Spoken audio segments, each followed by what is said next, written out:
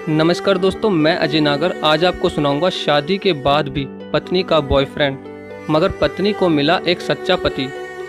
एक लड़की की शादी उसकी बिना मर्जी के एक सीधे साधे लड़के से हो जाती है, जिस लड़के के घर में उसकी माँ के अलावा और कोई नहीं था। दहेज में लड़के को बहुत सारा सामान और पैसे भी मिले थे, लेकिन लड़की किसी और लड़के से बेहद प्यार करती थी। अब लड़की की शादी बिना मर्जी के तो हो ही गई थी और अब वो अपने ससुराल आ गई थी। तभी सुहागरात के वक्त लड़का दूध लेकर कमरे में आता है और उस लड़की यानी अपनी पत्नी के पास बैठ जाता है। तभी उसकी पत्नी गुस्से से अपने पति से कहती है, क्या तुम मुझे अकेला छोड़ सकते हो? उसकी ये बात सुनकर उसका पति बहुत दुखी होता है, लेकिन फिर भी वो खुशी खुशी ये कहता है, नहीं तुम आराम करो, मैं तो सिर्फ तुम्हारे लिए दूध लेकर आया था। यह कहकर वो कमरे से बाहर चला जाता है। लड़की मन मारकर ही रह जाती है, क्योंकि लड़की चाहती थी कि उसने झगड़ा क्यों नहीं किया ताकि वो उस गंवार से तलाक ले सके। अब लड़की को ससुराल में 3-4 दिन हो गए थे, मगर वो तो बस पूरा दिन फ़ोन पर बॉयफ्रेंड से बात करती थी। और उधर लड़के की माँ बिना शिकायत करे दिन भर घर का सारा काम करती थी। वह सबके लिए खाना भी खुद ही बनाती थी। फिर भी उसकी माँ के चेहरे पर हर वक्त मुस्कुराहट ही रहती थी। लड़का एक कंपनी में छोटी सी नौकरी करता था। वह बेहद ही ईमानदार और मेहनती था। सुबह अपने काम पर जाता और शाम को थका हारा घर आता, मगर उसकी पत्नी उसे एक गिलास पानी भी नहीं पूछती थी। अब लड़के और लड़की की शादी को करीब 1 महीना हो गया था, मगर अब तक वो दोनों एक साथ कभी नहीं सोए थे। वैसे लड़का बहुत ही शांत स्वभाव का था, इसलिए वह अपनी पत्नी को कुछ भी नहीं कहता था।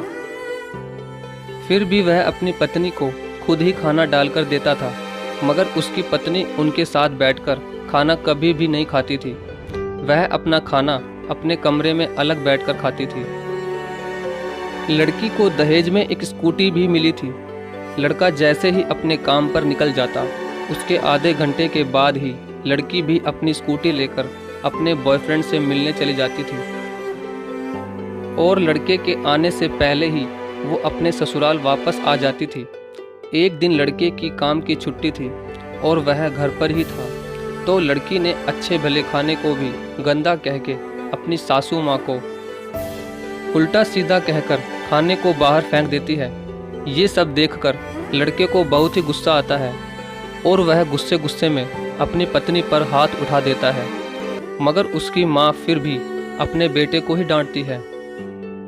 इधर लड़की को झगड़े का एक बहाना ही चाहिए था, जो कि उसे मिल गया था। तभी वो बिना बोले अपनी स्कूटी लेकर अपने बॉयफ्रेंड के पास चली जाती है और अपने बॉयफ्रेंड के पास जाकर कहती है कि अब एक पल भी मुझे उस घर में नहीं रहना। आज उस गंवार ने मुझ पर हाथ उठाकर अच्छा नहीं किया। तभी उसका बॉयफ्रेंड कहता है, अरे तुमसे तो मैं कब से कहता हूँ कि तुम भाग चलो मेरे साथ कहीं दूर, मगर तुम हो कि आजकल पे ही लगी रहती हो। तब लड़की कहती है कि शादी के दिन मैं तुम्हारे पास आई थी तो तुम ही ने तो वापस घर लौटाया था मुझे। बॉयफ्रेंड ने कहा, खाली हाथ हम दोनों कहाँ तक भागेंगे? तुम ही बोलो। मैंने तुमसे कहा था कि कुछ पैसे और गहने साथ ले लो, और तुम हो कि खाली हाथ ही मेरे पास आ गई थी। आखिर दूर एक नई जगह में जिंदगी की शुरुआत करने के लिए पैसे तो चाहिए ना। और हाँ, एक बात और कि जब भी मैं तुम्हारे पास आता हूँ और तुम्हें छूना चाहता हूँ, तभी तुम्हारे नखरे हो जाते हैं और बस यही कहती रहती हो कि ये प्यार प्रेम शादी के बाद ही होगा। तभी लड़की गुस्सा होकर कहती है, हाँ शादी के बाद ही अच्छा होता है ये सब, और मैं तुम्हारी ही तो हूँ। मैं आज भी एक कुंवारी लड़की ही हूँ और शादी करके भी आज तक उस गंवार के साथ एक रात भी नहीं सोई मैं, क्योंकि मैंने तुमसे ही सच्चा प्यार किया है। और अब मैं चाहती हूँ कि तुम मुझसे शादी करके मेरी मांग में अपने हाथ से सिंदूर भर दो, फिर मैं पूरी ही तुम्हारी हो जाऊंगी और फिर तुम मुझे अपनी मर्जी से दिन रात प्यार कर सकते हो। तब उसका बॉयफ्रेंड कहता है, तो ठीक है, मैं तुमसे शादी कर लूँगा, मगर तुम कम से कम 5 लाख रुपयों का कल शाम तक इंतजाम कर लेना। मैं तुम्हें एक होटल का पता दे रहा हूँ। तुम उस होटल में रात को 10 बजे तक पहुँच जाना। लड़की कहती है, उस गंवार के पास कहाँ होगा पैसा, बल्कि मेरे पापा ने उसे दहेज में 3 लाख रुपए और मुझे कुछ सोने के गहने दिए थे। गहने तो मेरे पास हैं, मगर सारे पैसे उस गंवार ने अलमारी में लॉक कर रखे हैं। मगर मैं जैसे तैसे उस अलमारी की चाबी लेकर सारे पैसे निकाल कर तुम्हारे पास हमेशा हमेशा के लिए आ जाऊंगी। ये कहकर वो लड़की अपने ससुराल पहुंचती है। लड़की ससुराल पहुंचकर अपने पति और सास से लड़ाई करती है और वो उन पर खूब चिल्लाती है, मगर अफसोस वह अकेली ही चिल्लाती रहती है। उसका पति और उसकी सास बिल्कुल शांत रहते हैं। तभी लड़की अपने कमरे में चली जाती है और अचानक उसके बॉयफ्रेंड का लड़की के फ़ोन पर मैसेज आता है कि कब आ रही हो पैसे लेकर। लड़की मैसेज का जवाब देती है, सब्र करो, मैं वक्त पर आ जाऊंगी। तभी उसका पति दरवाज़ा खटखटाता है और अपनी पत्नी से कहता है कि खाना खा लो। तभी पत्नी कहती है, मैं खाना तभी खाऊंगी, पहले मुझे इस अलमारी की चाबी दे दो। पति दरवाजे के नीचे से चाबी देकर कहता है, ये लो चाबी, अपना काम करके खाना खा लेना, क्योंकि अभी तक मैंने और माँ ने भी खाना नहीं खाया। माँ ने कहा है हम आज साथ बैठकर ही खाना खाएंगे। लड़की कहती है, माँ और तुम खाना खा लो, मैं बाहर से खाना खाकर आई हूँ। ये सुनकर लड़का चला जाता है। तभी लड़की जल्दी से चाबी को उठाकर अलमारी खोलती है। अलमारी खोलकर वो उसमें क्या देखती है कि उसमें दहेज के पूरे पैसे 3 लाख और सारे गहने तो रखे ही थे, बल्कि उसमें एक डायरी भी रखी हुई थी। जब वो उसे खोलकर पढ़ती है तो उसमें लिखा था, प्रिय पत्नी, मुझे और तुम्हारे पिताजी को पता है कि तुम किसी और लड़के से बेहद प्यार करती हो, मगर तुम्हारे पिताजी ने पता लगाया है कि जिससे तुम प्यार करती हो उसकी पहले भी एक बार शादी हो चुकी है और वो लड़का बहुत सी लड़कियों को धोखा भी दे चुका है। पर आपके पिताजी आपको उस लड़के के बारे में कुछ भी ना बता सके, क्योंकि उन्हें पता था कि ये जो इश्क का नशा है वह हमेशा अपनों को गैर और गैरों को अपना बना देता है। इसलिए तुम्हारे पिताजी ने मेरे आगे हाथ जोड़कर ये कहा कि मेरी बेटी का हमेशा ख्याल रखना। एक बाप के मुंह से एक बेटी की कहानी सुनकर मेरी भी आंखों में आंसू आ गए और मुझे ये यकीन हो गया था कि एक अच्छा पति होने का सम्मान मुझे मिले या ना मिले, मगर एक दामाद होने की इज्जत मैं हमेशा पा सकता हूँ। और मुझे दहेज में मिले सारे पैसे और सोने के गहने मैंने तुम्हारी अलमारी में रख दिए हैं, क्योंकि दहेज के नाम से मुझे नफरत हो चुकी थी। इस दहेज के ही कारण मैंने अपनी बहन और पिता को खोया था, और मेरे पिता के अंतिम शब्द भी यही थे कि किसी बेटी के बाप से कभी भी 1 रुपया भी दहेज ना लेना। और उस डायरी में यह भी लिखा था कि तुम मुझसे आज़ाद हो और तुम कहीं भी जा सकती हो। डायरी के बीच के पन्नों में तलाक के पेपर रखे हैं, जहां मैंने पहले ही अपने साइन कर दिए हैं। जब तुम्हें लगे कि अब इस गंवार के साथ नहीं रहना, तब तुम भी इस तलाक के पेपर पर साइन करके अपने सारे पैसे और जेवर लेकर जा सकती हो। लड़की डायरी पढ़कर हैरान थी और परेशान भी थी। ना चाहते हुए भी उसके गंवार पति के शब्दों ने उसके दिल को छू लिया था। अब वो ना चाहते हुए भी गंवार पति के अनदेखे प्यार को वो महसूस करने लगी थी। वह फूट फूट के रोने लगी।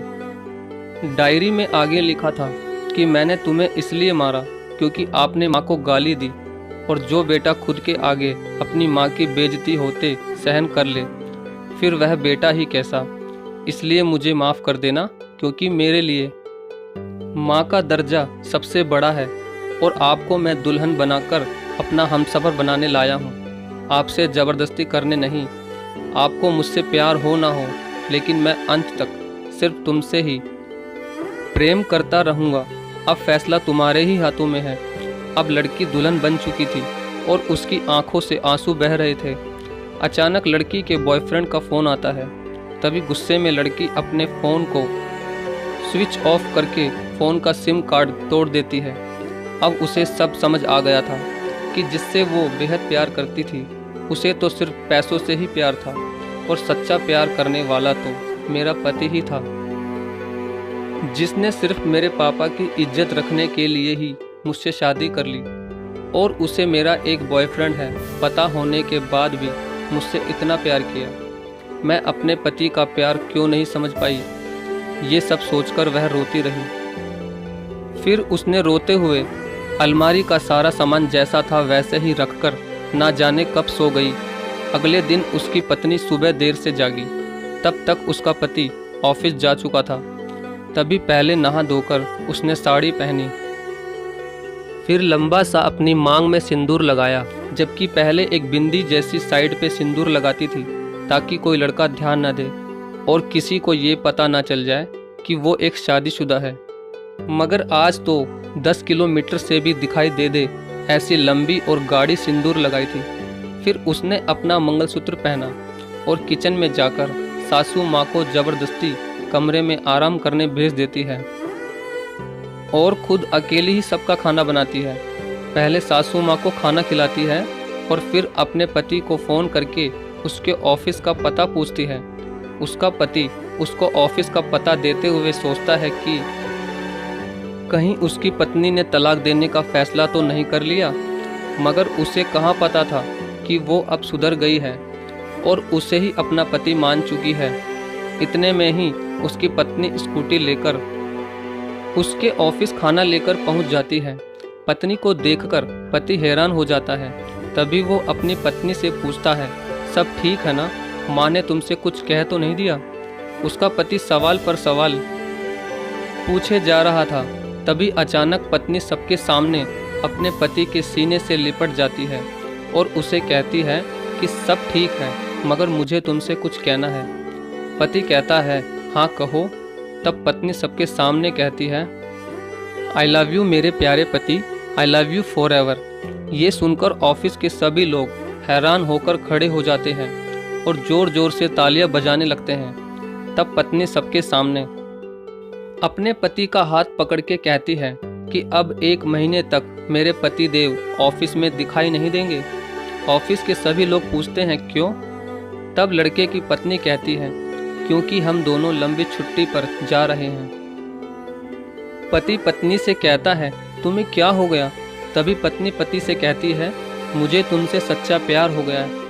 ये कहकर वो उसके सीने से दोबारा इस तरह लिपट जाती है जहाँ से वो अपने गंवार पति से कभी भी जुदा ना हो पाए।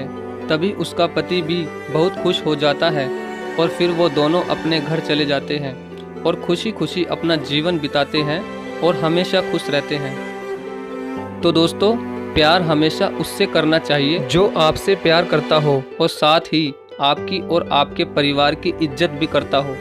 पैसों से प्यार करने वाला इंसान कभी आपसे प्यार नहीं कर सकता। दोस्तों आपको ये कहानी कैसी लगी?